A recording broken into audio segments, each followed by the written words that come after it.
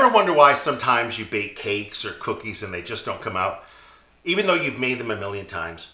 Well, stick around and find out why.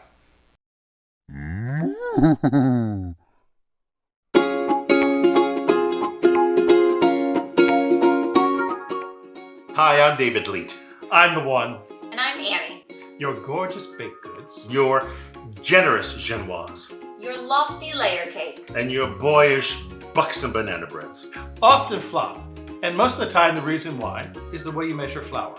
People measure flour one of two ways, either the dip and sweep method or the spoon and sweep method. But at Leeds Culinary, why go with normal nomenclature when we can make up our own terms? So we have dubbed them the bulldozer versus the butterfly. And at this performance only, the role of the bulldozer will be played with brutish fierceness by the one, and the butterfly will be played with exquisite delicacy by Annie. Now the bulldozer goes in deep and scoops out a honking amount of flour, while the butterfly gently spoons the flour into her cup. Now we weighed both cups of flour, and even we were shocked at the difference.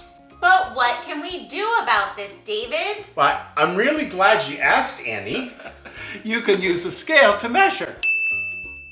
Truly, weighing flour is the only way to get 100% reliable measurements. And that's the reason why we're adding weights to all of our baking recipes as well as our cooking recipes.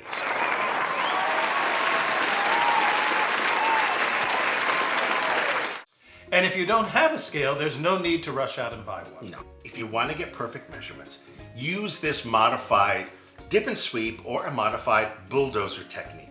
First, fully aerate the flour with a spoon. Now this eliminates any kind of packing. Then gently dip your cup in without touching the sides of the canister or the bag, and you're going to be fine.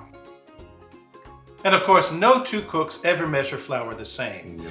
So please tell us how you measure flour in the comments below. And let the great flour war continue.